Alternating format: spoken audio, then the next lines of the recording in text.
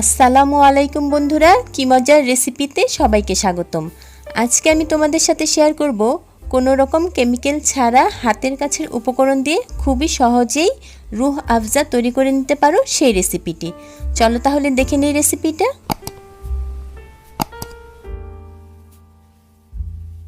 রুহ আফজার জন্য এখানে আমি কিছু ফল ছোট ছোট টুকরো করে কেটে নিয়েছি। এখানে আমি মালটা, তরমুজ, আনারস আর গাজর নিয়েছি। তোমরা তোমাদের হাতের কাছে যে কোনো ফল নিয়ে নিতে পারো, কোনো সমস্যা নেই। এখন একটি ব্লেন্ডার জারে আমি ফলগুলোকে নিয়ে নেব।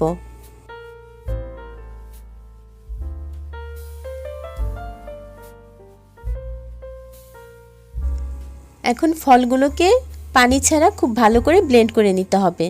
এই তো হয়ে গিয়েছে। এখন একটি ছাঁকনি দিয়ে ফলগুলো থেকে রসটা আলাদা করে নিতে হবে। আর এখানে কিন্তু ফলের রসটাই শুধু ব্যবহার করব।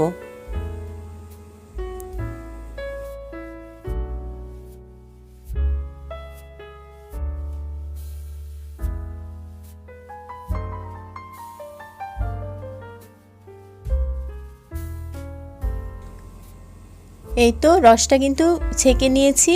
এখন আমি এর মধ্যে 2 কাপ চিনি দিয়ে দেব, সামান্য পরিমাণ রেড ফুড কালার দিয়ে দেব,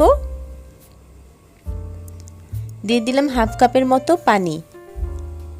এখন সব কিছু একটু ভালো করে মিশিয়ে এই রসটাকে আমি চুলায় রান্না করে নেব যতক্ষণ পর্যন্ত না প্রায় 1 তারের একটি শিরা হচ্ছে ততক্ষণ পর্যন্ত। আর এখানে কিন্তু 1 তার 2 তারের কোনো শিরা হতে হবে না, শিরাটা সামান্য একটু ঘন হলেই হবে। এই তো শিরাটা একটু ঘন হয়ে এসেছে। এখন এর মধ্যে দিয়ে দিলাম 1 চা চামচ লেবুর রস আর 1 চা চামচ গোলাপ জল। তোমাদের কাছে যদি রোজ এসেন্স থেকে থাকে তাহলে 1-2 ফোঁটা এসেন্সও দিতে পারো গোলাপ জলের পরিবর্তে। এখন আরেকটু রান্না করে নেব, রান্না করে চুলাটা বন্ধ করে দেব। আর এই তো দেখো এখানে কিন্তু কোনো 1 তারের শিরা হয়নি, প্রায় 1 তারের একটা শিরা করে নিয়েছি, এতেই হবে। এখন চুলাটা বন্ধ করে শিরাটাকে ঠান্ডা করে নেব।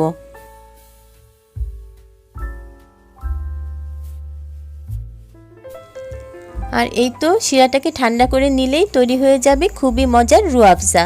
দেখো ঠান্ডা হওয়ার পরে কিন্তু রুহ আফজাটা অনেক ঘন হয়ে এসেছে। এখন একটি জারের মধ্যে রুহ আফজাটাকে ভরে নেব। আর এই জারটা ফ্রিজের মধ্যে রেখে রুহ আফজাটাকে অনেক দিন সংরক্ষণ করে রাখতে পারবো।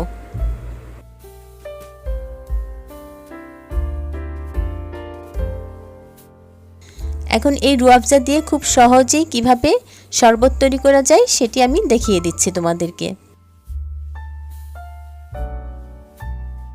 নিয়ে নিলাম একটি গ্লাস, এর মধ্যে স্বাদমতো রুহ আফজা দিয়ে দেব এবং পরিমাণ মতো পানি দিয়ে খুব ভালো করে মিশিয়ে নিলেই কিন্তু হয়ে যাবে খুবই মজার রুহ আফজার শরবত। রেসিপিটা যদি ভালো লেগে থাকে তাহলে প্লিজ লাইক দেবে, কমেন্ট করবে এবং আমার চ্যানেলটা সাবস্ক্রাইব করে আমার পাশে থাকবে। আজকের মতো খোদা হাফেজ। সবার জন্য অনেক দোয়া আর ভালোবাসা রইল। ধন্যবাদ সবাইকে।